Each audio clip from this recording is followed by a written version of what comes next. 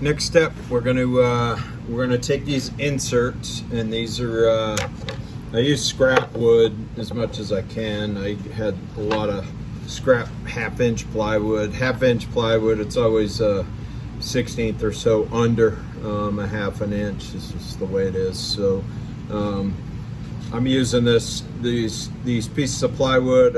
I chopped them on the chop saw, ripped them or cross-cut across them, and then they're grooved. Every surface area is grooved on the inner panels as well. Got 4 of them. These measure 10 inches, so 10 and 10 gives me 20, and the bathhouse is 20 inches on the front side for a height. So that'll drop these just below the roof line and won't interfere with the roof line. So we're going to go ahead and cut some pass-through holes so the bats can move from chamber to chamber. That's what's critical, is that they be able to transfer inside the bathhouse if it gets too hot on the outer chamber, because the radiant sun heat on the front drives the temperature up on that first subsection. They can just crawl through one of the transfer holes on the inside. I'm making 6 holes, 2 in each 20-inch panel, just in random spots. I'm using what's called a Forstner bit. So Forstner bit has really sharp grooved teeth on the outer perimeter and then center point. So you can get pretty accurate, but it cuts a nice clean circle, and that'll give them the ability to get through. For size, I'm using 1 1/4 inch. I just kind of randomly picked that out.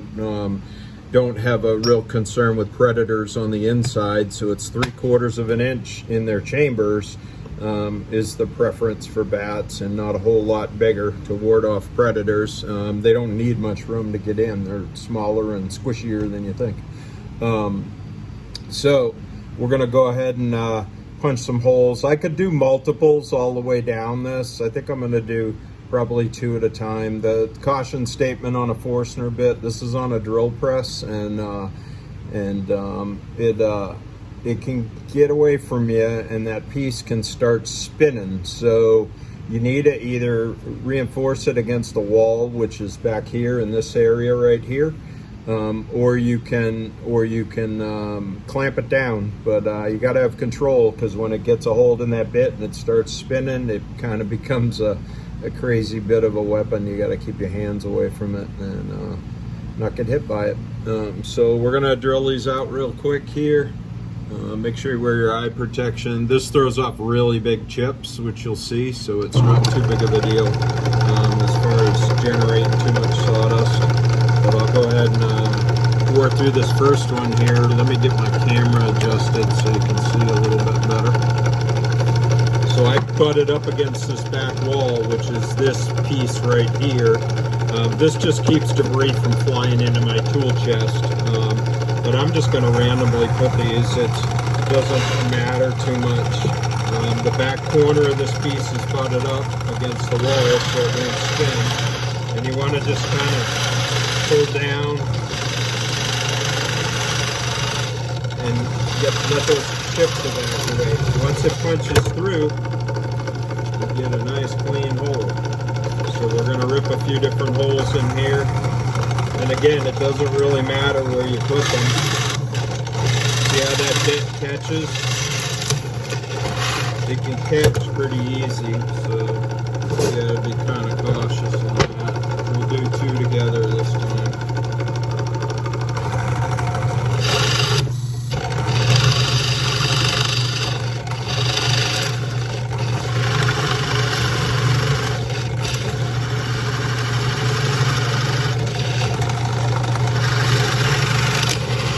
You feel when it gets through.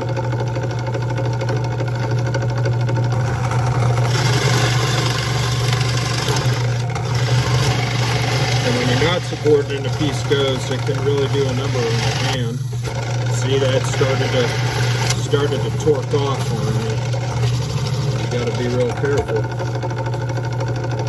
And we'll get that last piece done here real quick.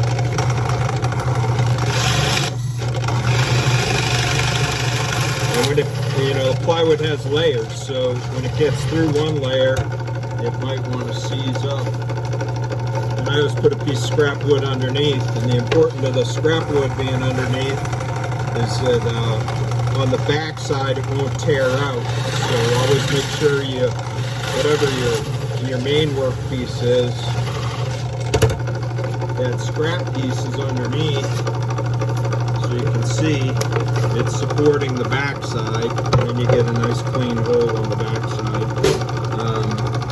This drill press is awesome. It was my grandfather's actually, and I remember as a kid using this thing, and yeah, I got a hold of that. Up the top you can see well, sorry, my filming's not the greatest. Give me a second to get my bearings here. Up the top and the back, you can see that pulley system. So you raise the belt up the pulleys, and that makes the drill press spin faster or slower based on the physics behind it. But you know, this thing's a workhorse. It's been around. He was a tool and die maker and a machinist, and I was lucky enough to get a lot of his tools and to use in my own shop. So kind of cool. All right, see you back later. Okay, so the interior of the bat box is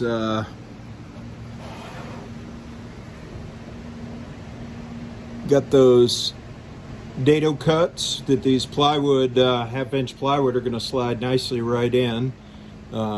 Everything's grooved like we talked about, and give me a second to get the camera lined up here. So these with the transfer holes, we're going to put them so they're staggered, so they have one, ventilation to each area, but two, they can move in. So key point here is again, we're using a really good outdoor grade wood glue that's waterproof. I like Type On 3. It's just a good product, and I tend to probably put more glue than I need to, and which is fine, but these are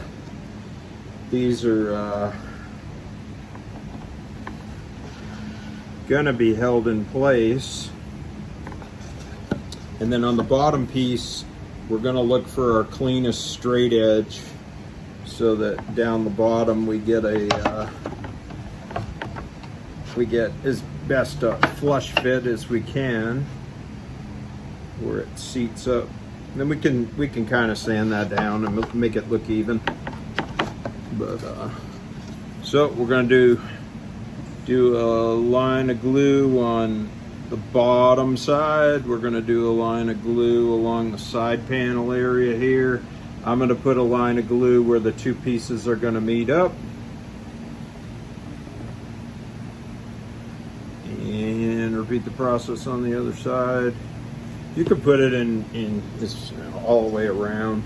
The first couple ones I assembled, I actually I had my pieces cut, so I put my wood glue in. I put my wood glue in the grooves as well, but I don't know, it's not really necessary as long as this makes some contact, and it doesn't really need to have the same as when you're mating two boards up together to do a press fit and join two boards. You don't have to have that clamping pressure.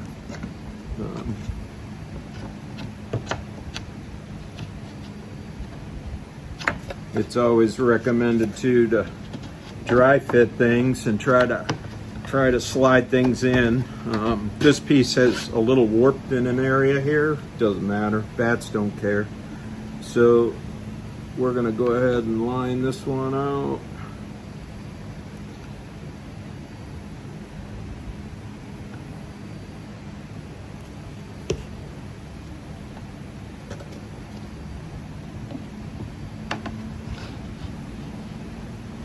And if you need to use a little bit of influence, you can use a rubber mallet. Best to not bang the wood up, or you can put a piece of scrap wood against it and use that as a caul to drive it in, which I think we're going to do right now. Might hang up on some of the saw blade has kind of a pointed tooth. If you get a box joint flat top toothed saw blade, you get a nice clean flat tooth. result. Regular table saw blades will leave kind of grooves, and so that's good for gluing actually, but it causes it to bind a little bit as you put the piece in. So there we go. So when you're measuring to get pieces in tight, in the woodworking trade, they call it fat and skinny. So you can, if you're right at, like, say, like these are 10 3/4 of an inch, but maybe you take your measurement from here to here and you're just a tad bit under, then you want to cut it skinny, just a tiny bit under that 10 3/4. If it's a tad bit over, or you want it to be snugger, you can cut it fat and go just a speck over that 10 3/4, and that helps lock things in. But these made it up pretty good down the bottom. They look nice. Some pieces have a little bit of a table saw warped cut, so they don't always match up as easy and get you that flush bottom. But yeah, you kind of juggle it around. But yep, I don't think that's going to lower the fair market value in the real estate world of bathhouses. So all right, we'll see you soon. Those are in, they're gonna dry, and then the next part we'll go on to is getting a roof in. So we'll put a roof on that, and we'll hit that 20-degree angle and put a roof. And I like to use some odd-shaped pieces to make cool-looking roofs. They make nice accents, or if you find some knotted pieces or something that looks cool, it makes it attractive. All right, see you soon. Say hello to my little friend. All right, so 1 3/4 inch. These are brad nails, and they load in. You load them into your nail gun here. Nail guns can be pretty wicked. You get your finger near them, obviously. They have a safety, which is up the front right here.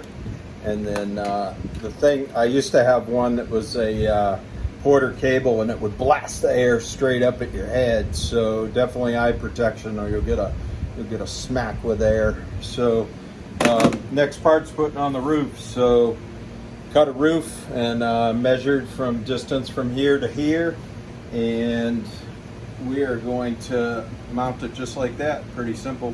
This one's 8 inches, so it has a little overhang. It's not real necessary. It's going to be 15 to 20 feet in the air, so not a big deal to really appreciate the details too much in the roof. Again, we're going to glue, so what I like to do is run some glue, run a nice bead right around the whole rectangle. Not too much so it's not dripping and oozing everywhere. And then I'm going to put the little knot feature in front because it'll be hanging down.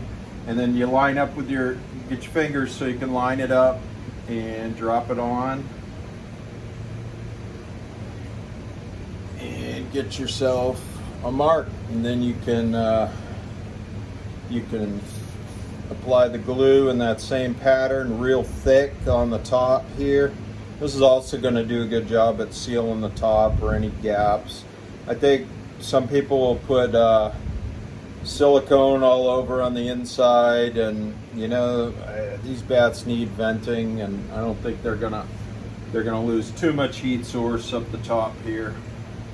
So we'll drop that right on, get it lined up best we can. And then you're going to go around your perimeter. I like to shoot the nails a little bit at an inward angle. Every once in a while you get the joy of punching one through the side, and then you got to use a nail driver and work on. So you'll see this one bent up a little and has a gap, so it's always good to have a good long clamp where you can just come right onto it, get down to the bottom, and turn up a little bit of pressure there, hold her down. Then you want to make sure your alignment is correct.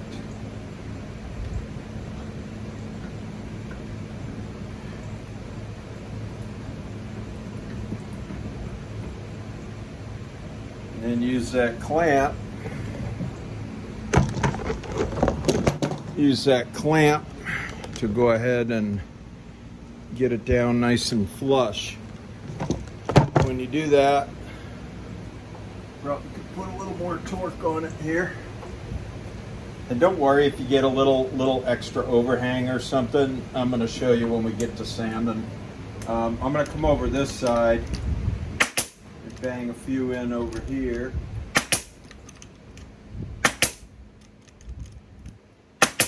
And you want to measure, make sure you're using the right size brad nails to penetrate deep enough to get a good hold.